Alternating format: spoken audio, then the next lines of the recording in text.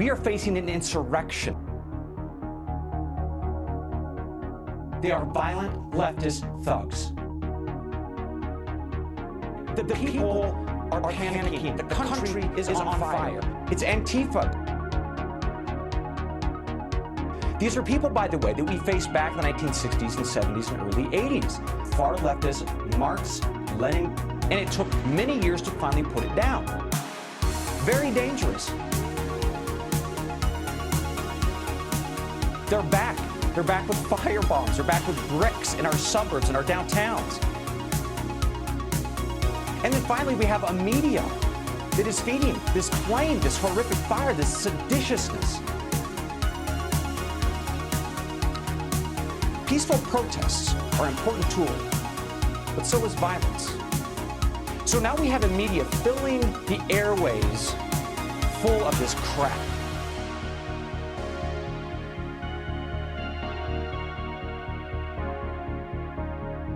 Put it all together.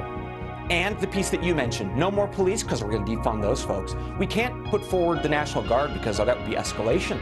So now we take off the military from the table. What does that leave, Tucker? Let me tell you what it leaves. Vigilante justice. It's you and me and everybody watching this program arming ourselves. Is that how we run a republic? No, sir, it is not.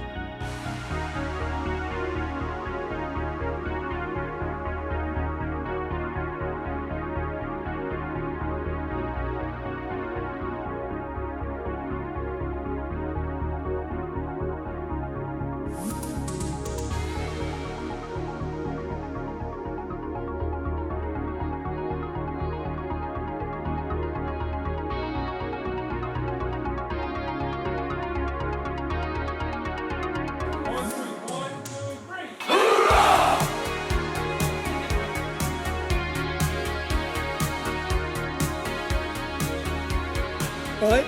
When you sign the oath says you promise to preserve, protect, and defend the Constitution against all enemies, foreign and domestic.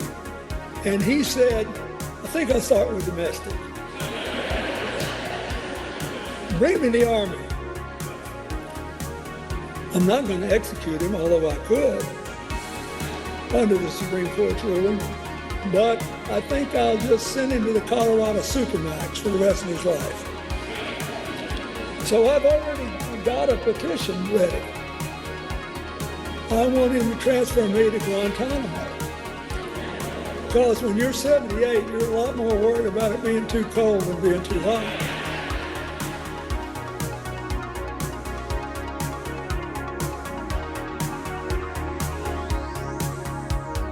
Justice must be blind. If there is a single institution we have to preserve for the sake of our children and grandchildren, it's our justice system and the law enforcement agencies that serve it. They can't be corrupt. If they're corrupt, it's going to be pretty hard to live here. Hillary Clinton's campaign manager, under oath, had to admit, no, Hillary Clinton approved this plan to smear Donald Trump and his campaign with fake allegations of Russian collusion. And her lawyer, Mark Elias, under oath admitted, yeah, we paid Fusion GPS millions of dollars to create the now debunked Steele dossier, which served as the basis of the investigations into the Trump campaign for more than 4 years. So that's what John Durham's going to be focusing on going forward. And it's why I'm optimistic that not only will he be successful in some of the ongoing prosecutions, but can expand the indictments that he wants to bring, given the involvement of certain FBI officials in spreading a false narrative to the American people. Last Friday, federal agents arrested Peter Navarro at Reagan National Airport in Washington. They did not call his lawyer, as is customary in cases like this. They didn't even come to his house, which, as it happens, is just feet from the FBI building. They could have walked, but they didn't. Instead, they took down Peter Navarro in public, as you would a fugitive terror mastermind, so everyone could see it and learn the lesson they were sending. So this is not something we've seen before. It's a huge step toward the politics of the third world.